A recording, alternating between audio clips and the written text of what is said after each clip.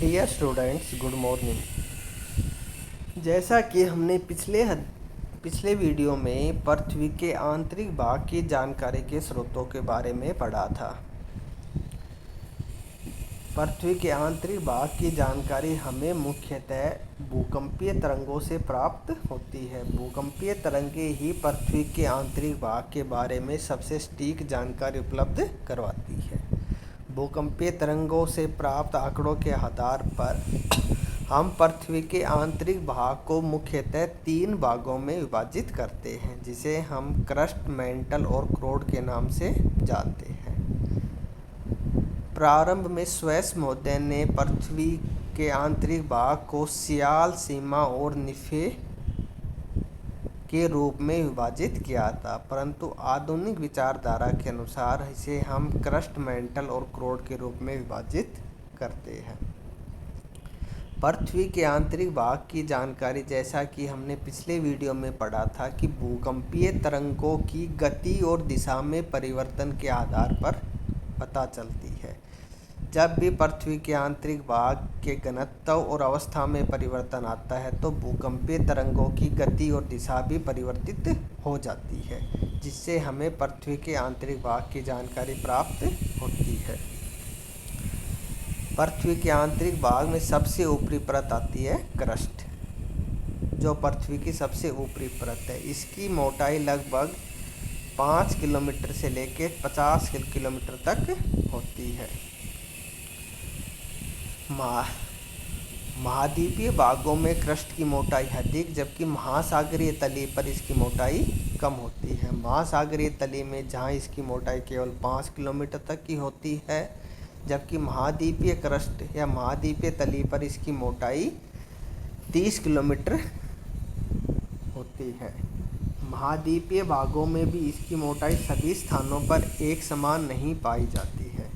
जैसा कि उच्च पर्वतीय भागों में क्रस्ट की मोटाई अधिक पाई जाती है, जबकि अन्य क्षेत्रों में इसकी मोटाई कम पाई जाती है। उच्च पर्वतीय क्षेत्रों में क्रस्ट की मोटाई लगभग 80 किलोमीटर तक पाई जाती है।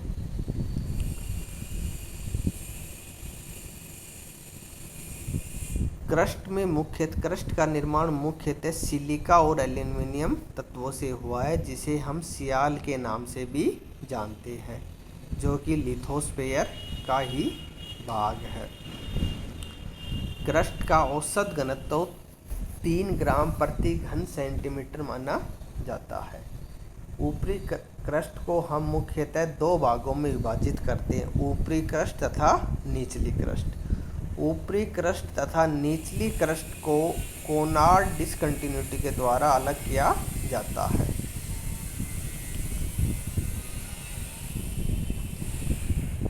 यह तो जैसे हमने पिछले वीडियो में भी पढ़ा था कि पृथ्वी के आंतरिक भाग की ओर जाने पर तापमान तथा घनत्व दोनों में वृद्धि होती है। इसलिए क्रस्ट के ऊपरी भाग में तापमान कम तथा आंतरिक भाग की ओर जाने पर धीरे धीरे तापमान में वृद्धि होती है, जो औसत रूप से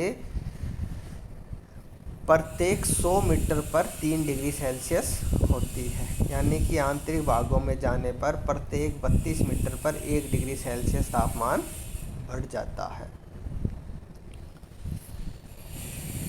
पृथ्वी की दूसरी परत आती है मैंटल।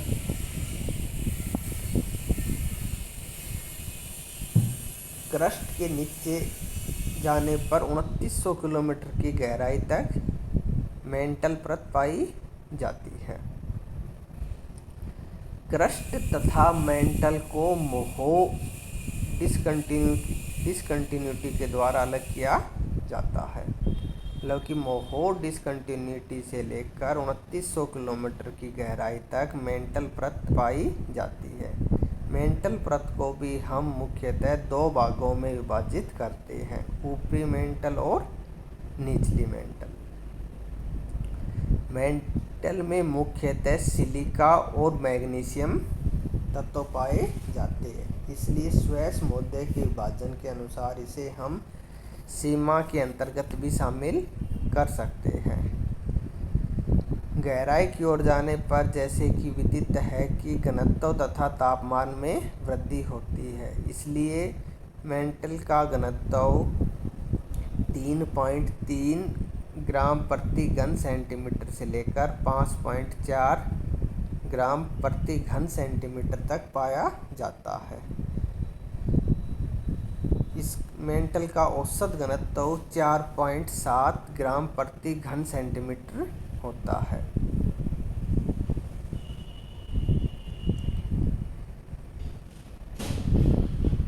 मेंटल का ऊपरी भाग, जिसे हम गुटेनबर्ग परत या दुर्बलता मंडल या एस्थेनोस्फीयर भी कहते हैं, वह उस तापमान के बिल्कुल निकटतम है जहां पर चट्टानों गलना प्रारंभ हो जाती है।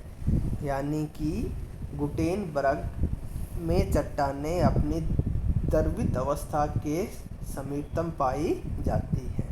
इसी एस्थेनोस्फीयर या गुटेनबर्ग चैनल या गुटेनबर्ग परत में ही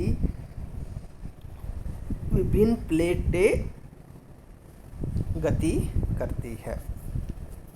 इसलिए पृथ्वी के ऊपरी भाग पर निर्मित होने वाले या होने वाली भूगर्भिक हलचलों के लिए यह गुटेनबर्ग परत सबसे अधिक महत्वपूर्ण होती है।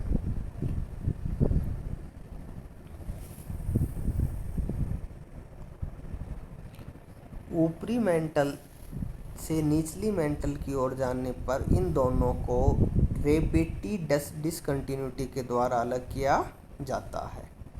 जैसे कि ऊपरी क्रस्ट से आंतरिक क्रस्ट की ओर आने पर कोनार्ड डिसकंटिन्यूटी, क्रस्ट से मेंटल की ओर आने पर मोर डिसकंटिन्यूटी तथा ऊपरी मेंटल से निचली मेंटल की ओर आने पर रैपिड डिसकंटिन्यूटी पाई जाती है। इन डिसकंटिन्यूटी का निर्माण भूकंपीय तरंगों की गति में परिवर्तन के आधार पर किया जाता है। जब भूकंपीय तरंगों की गति में अचानक से परिवर्तन होता है तो वहाँ पर डिसकंटिन्यूटी पाई जाती है, जिसे उनके खोजकर्ताओं के नाम पर नामकरण किया गया है। 2900 किलोमीटर की गहराई से पृथ्वी के केंद्र तक क्रोड परत पाई जाती है, जो पृथ्वी का सबसे आंतरिक भाग है। मेंटल से क्रोड को गुटेनबर्ग डिसकंटिन्यूटी के द्वारा अलग किया जाता है।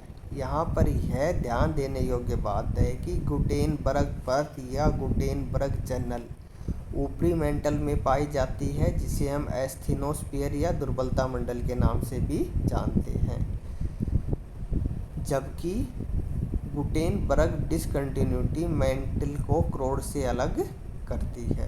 क्रोड का निर्माण मुख्यतः आयरन और निकेल जैसे भारी तत्वों से हुआ है, जिसे हम स्वेस महोदय के अनुसार निफे के नाम से भी जानते हैं।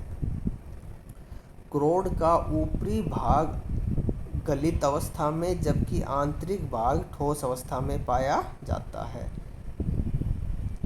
पृथ्वी के क्रोड के आंतरिक भाग के गलित अवस्था में पाए जाने का एकमात्र प्रमाण यह है कि इस भाग में भूकंप मूल से उत्पन्न होने वाली ऐश तरंगें विलुप्त हो जाती है, क्योंकि ऐश तरंगें केवल ठोस माध्यम से होकर ही गुजर सकती है। द्रव माध्यम के आने पर ये तरंगें विलुप्त हो जाती है। अतः 2900 किलोमीटर की गहराई पर जैसे ही ऐश तरंगें विलुप्त होती है, यह प्रमाणित होता है कि यहाँ से पृथ्वी का आंतरिक भाग यहाँ से पृथ्वी का कुछ आंतरिक भाग द्रवित अवस्था में पाया जाता है, जिसे हम आउटर कोर या बाह्य क्रोड के नाम से भी जानते हैं। इस भाग का घनत्व 9.5 से लेकर 14.5 तक पाया जाता है, जबकि औसत घनत्व क्रोड का 11 ग्राम प्रति घन सेंटीमीटर माना जाता है।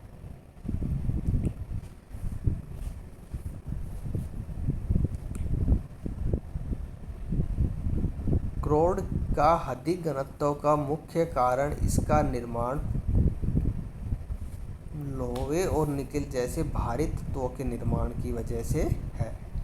क्रोड में पृथ्वी के मास का 32.5% भाग, जबकि पृथ्वी के वॉल्यूम का लगभग 16% भाग पाया जाता है। पृथ्वी के मास तथा वॉल्यूम का सबसे अधिक भाग मेंटल में पाया जाता है। मेंटल में पृथ्वी के वॉल्यूम का जहाँ 84% भाग और पृथ्वी के मास का लगभग 67% भाग पाया जाता है। इससे स्पष्ट है कि पृथ्वी के मास और वॉल्यूम में सर्वाधिक योगदान मेंटल परत का ही होता है, उसके बाद क्रोड परत का है। क्रस्ट का पृथ्वी के वॉल्यूम और मास में योगदान नाम मात्र का है, जो 1% से भी कम है। जैसे कि इस चित्र को देखने से स्पष्ट हो रहा है कि पृथ्वी के ऊपरी परत, जिसे हम क्रस्ट के नाम से जानते हैं, सियाल से निर्मित होती है, जिसमें मुख्यतः सिलिका और एल्यूमिनियम पाए जाते हैं। ऊपरी क्रस्ट तथा निचले क्रस्ट को कोनार्ड डिस्कंटिन्यूटी के द्वारा अलग किया गया है। जैसे ही क्रस्ट समाप्त होती है, मेंटल परत शुरू हो जाती है, जिसे मोहो डिस्कंटिन्यूटी के द्वारा क्रस्ट से अलग किया जाता है। ऊपरी मेंटल तथा निचली मेंटल के मध्य में रैपिड डिस्कंटिन्यूटी पाई जाती है। निचली मेंटल से जैसे हम क्रोड में प्रवेश करते हैं तो मेंटल और क्रोड के बीच में गुटेनबर्ग डिस्कंटिन्यूटी पाई जाती है। क्रोड से इनर क्रोड, आउटर क्रोड से इनर क्रोड की ओर जाने पर आउटर क्रोड को इनर क्रोड से लेहमैन डिस्कंटिन्यूटी के द्वारा अलग किया जाता है। इस प्रकार स्पष्ट है कि ऊपरी क्रस्ट तथा निचली क्रस्ट कोनार्ड डिस्कंटिन्यूटी के द्वारा, निचली क्रस्ट और ऊपरी मेंटल को मोहो डिस्कंटिन्यूटी के द्वारा, ऊपरी मेंटल और निचले मेंटल को रैपिड डिस्कंटिन्यूटी के द्वारा, निचले मेंटल और ऊपरी क्रोड को गुटेनबर्ग डिस्कंटिन्यूटी के द्वारा और ऊपरी क्रोड और निचले क्रोड को लेहमैन डिस्कंटिन्यूटी के द्वारा अलग किया जाता है। पृथ्वी के आंतरिक भाग को हम लिथोस्फीयर, एस्थेनोस्फीयर, मेसोस्फीयर, बेरिस्फीयर के नाम से भी जानते हैं। लिथोस्फीयर के अंतर्गत मुख्यतः क्रस्ट और ऊपरी मेंटल के कुछ भाग को शामिल किया जाता है। ऊपरी मेंटल में ही एस्थेनोस्फीयर परत पाई जाती है। इसी एस्थेनोस्फीयर परत के ऊपर ही विभिन्न प्रकार की प्लेटें गति करती है। यह अर्धगलित अवस्था में पाया जाता है। एस्थेनोस्फीयर के बाद संपूर्ण मेंटल का भाग मेसोस्फीयर के नाम से जाना जाता है, जबकि संपूर्ण क्रोड को हम बेरिस्फीयर के नाम से जानते हैं, जिसे हम स्वेस महोदय के अनुसार निफे के नाम से भी जानते हैं।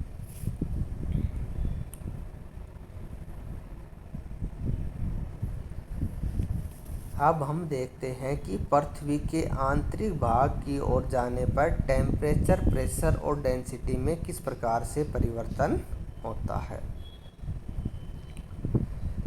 जैसे कि ऊपर बताया गया था कि पृथ्वी के आंतरिक भाग में जाने पर प्रत्येक 32 मीटर की गहराई पर तापमान में 1 डिग्री सेल्सियस की वृद्धि होती है, यानी कि प्रत्येक 100 मीटर पर 3 डिग्री सेल्सियस तापमान बढ़ जाता है। परंतु पृथ्वी के आंतरिक भाग में गहराई की ओर जाने पर तापमान में वृद्धि की दर में धीरे धीरे कमी आती है, यानी कि पृथ्वी के ऊपरी भाग में क्रस्ट में तापमान वृद्धि की दर अधिक होती है, जबकि आंतरिक भागों की ओर जाने पर तापमान में वृद्धि की दर धीरे धीरे कम होती जाती है।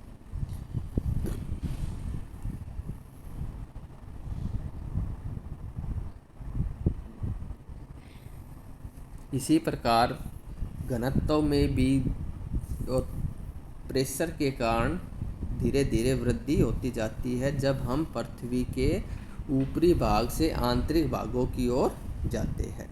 पृथ्वी के ऊपरी भागों में क्रस्ट में घनत्व कम पाया जाता है क्योंकि वहाँ पर प्रेशर कम होता है। पृथ्वी के आंतरिक भागों की ओर जाने पर घनत्व में वृद्धि होती जाती है क्योंकि प्रेशर भी बढ़ता जाता है। परंतु पृथ्वी के आंतरिक भागों में घनत्व में वृद्धि का एकमात्र कारण केवल दबाव या प्रेशर नहीं है। इसका दूसरा मुख्य कारण है वो यह है कि पृथ्वी की ऊपरी परत का निर्माण हल्के तत्वों जैसे सिलिका, एल्यूमीनियम, मैग्नीशियम जैसे तत्वों से हुआ है, जबकि पृथ्वी की आंतरिक भाग का निर्माण लोहे और निकिल जैसे भारी तत्वों के कारण हुआ है। इसलिए पृथ्वी के आंतरिक भागों का घनत्व अधिक तथा भारी परतों का क्रस्ट और मेंटल का घनत्व कम पाया जाता है। Thank you.